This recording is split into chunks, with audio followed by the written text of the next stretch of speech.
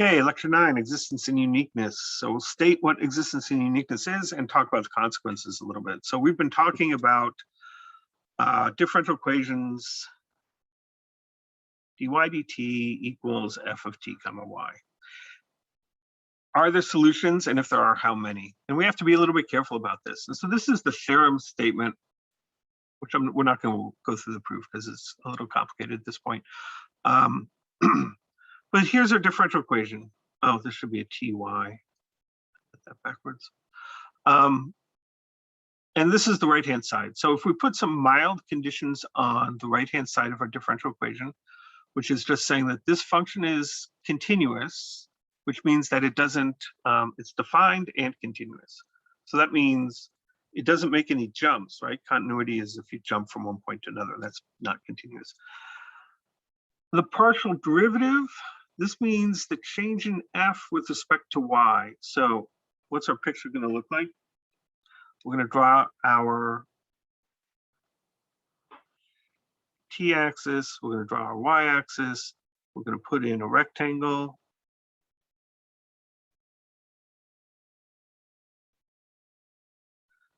We're working on the equation y prime equals f of t comma y. And in this region, we want f defined, which means that every single point in here, in this region, when I plug its t coordinate, y coordinate into the function, I get something else. I get something out. F continuous, so that means no jumps in particular, right? Defined means no vertical asymptotes or anything like that inside of this box. No jumps. And df dy continuous. Well, df dy means if you're changing f and you're just looking at the changes in the function in the vertical direction. So t is a constant, and if I just go straight up here and think of t as being a constant in the formula for f, if I differentiate, do I get a nice function. So a little bit of a technical requirement. And it contains some point t0, y0. That's our initial condition.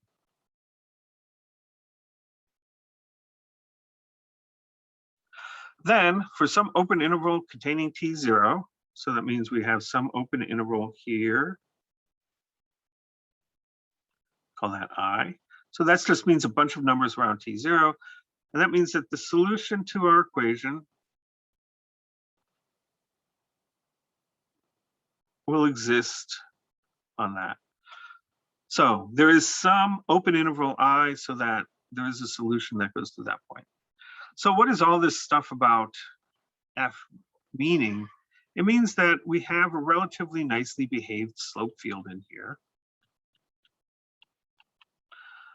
And we can follow the slopes in one direct way. In one way, if we start here, we can go forward a little bit and we can go backwards a little bit. And then we have a solution. So that's pretty much what it's saying. And all this is saying is, you know, the function doesn't behave particularly goofy, right? We don't have any big jumps. We don't have any like absolute values. Or if we do have absolute values, we can get away from them a little bit. So as long as these hold true, which is going to be true for almost everything we do, and when it's not, I will point it out, that gives us exactly one solution. So consequences. So suppose dy dt equals 1 over t, y of 1 equals 0. Solve this initial condition, initial value problem. This is a separable, maybe that's supposed to be an A, equation. So we get dy equals 1 over t dt, and now we integrate and we get y, integral dy equals that is natural logarithm of t plus c. And now we have to be a little bit careful, right? Because natural logarithm is only defined for t greater than 0, but we often put an absolute value sign around it to say that, oh, it's defined for plus and minus for everything except 0. And y of 1 equals 0. So so 1 equals This is t, this is y. So initial condition gives me log of 1 plus c, or 0 equals 0 plus c, so c equals 0.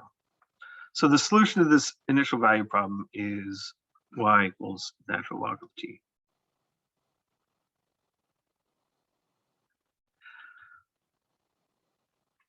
So there's a difference between this. This is a domain, we graph it, absolute value of log of t. The domain of that is a logarithm graph and another logarithm graph. So this is log of t, domain,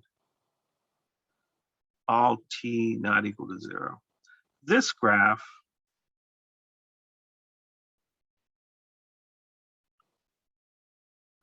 has domain t greater than 0. And this is an interval, right? We can define this as being 0 to infinity. This is not an interval because it's actually two intervals glued together.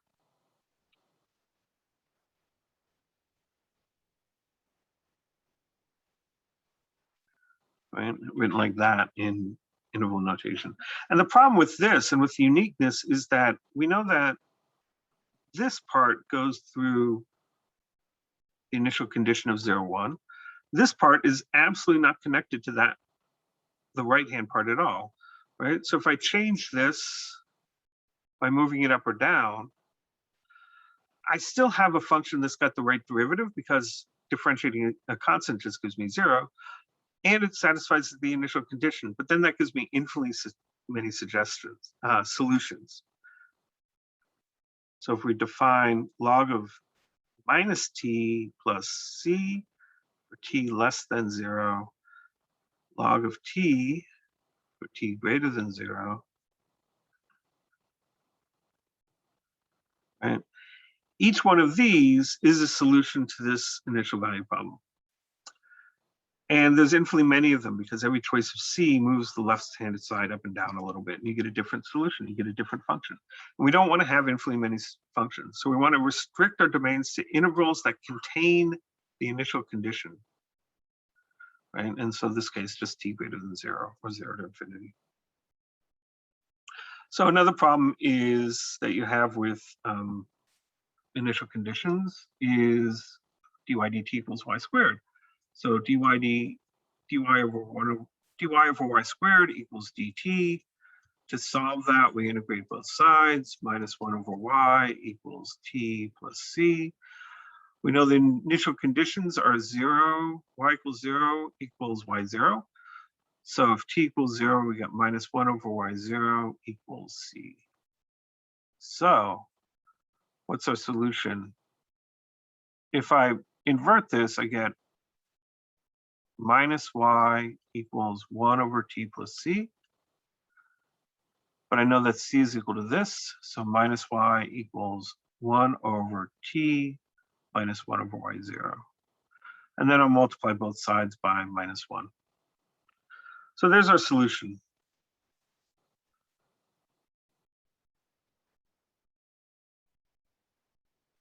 Y equals minus 1 over t minus 1 over y0. What's the domain of that? Well, suppose y0 is greater than 0. So y0 is positive. So our initial condition is some point up here, 0 comma y0. But what that means then is that t minus 1 over y0, we get a vertical asymptote at t equal to 1 over y0.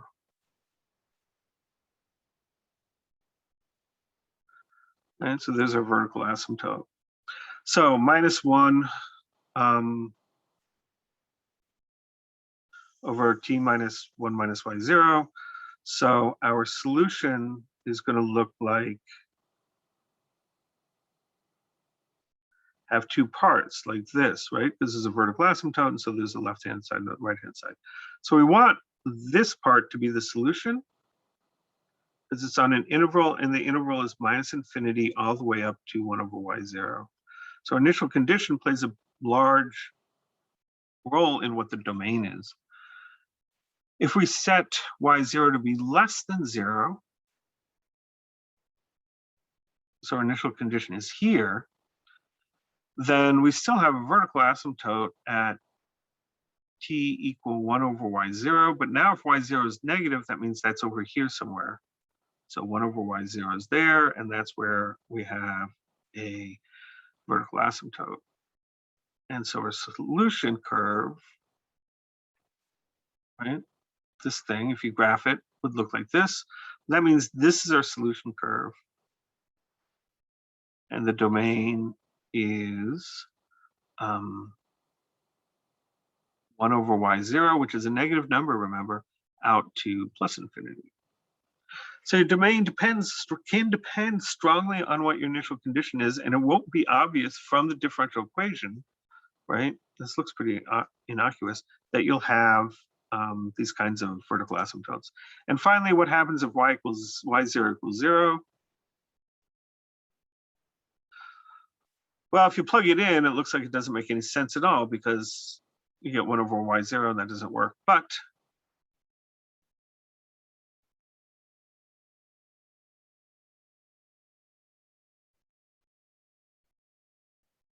it's actually in equilibrium.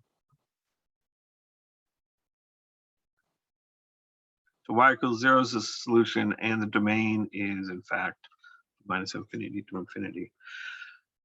That's another thing to be careful about, right? Sometimes the solutions won't pick up the equilibrium. You get that by setting the right-hand side equal to 0. Okay, so suppose all we know about a function is that it's continuous in the entire ty plane. So the rectangle we'll talk about is the entire ty plane.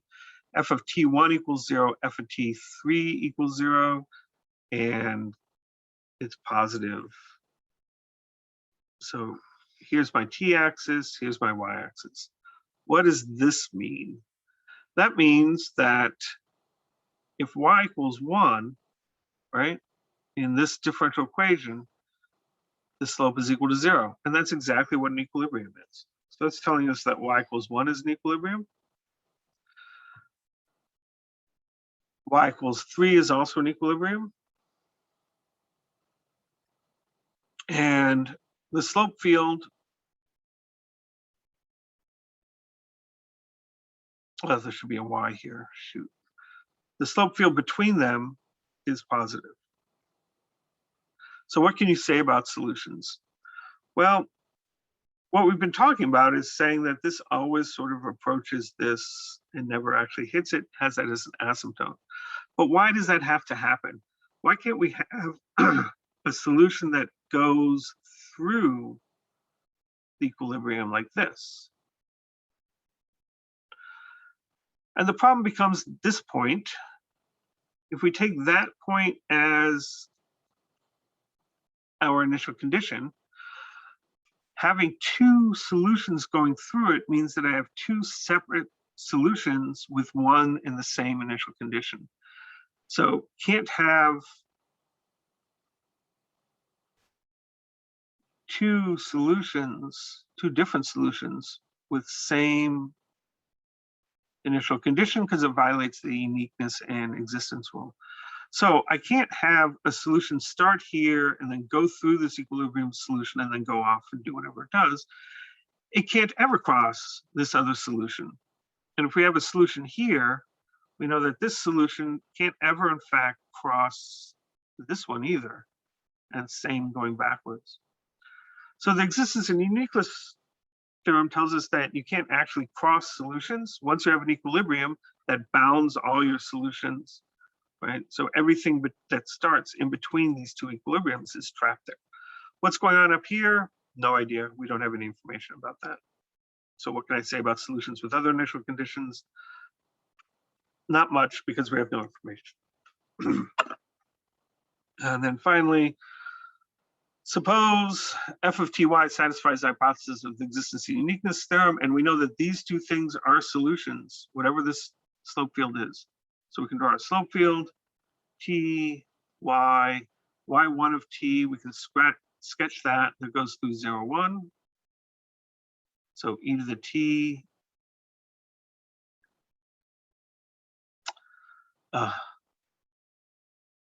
This wasn't supposed to be e to the minus t. This is supposed to be minus e to the t. There we go. So y1 looks like that. Y2 of t equal to minus e to the t. That'll look like minus e to the t looks like this. Goes off to minus infinity. So what happens to a solution there? Well, a solution starting in between two other solutions is bounded by those solutions. So in backwards time, this can wander around, but it's going to be trapped between those two solutions. And we know those two solutions are asymptotic to the x-axis. So our other solution is going to be trapped in there too. Got more freedom out here, but whatever this function is, it's going to be always bounded by e to the t and e to the minus e to the t. And so that means that it can't have a vertical asymptote, right? Because if it had a vertical asymptote, it would have to run through one of these two curves. So what can we conclude?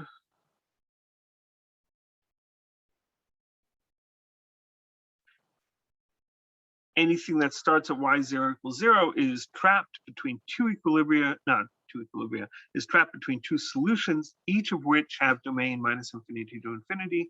So the solution that's trapped between them also has domain minus infinity to infinity. It's a very powerful theorem, the existence and uniqueness theorem.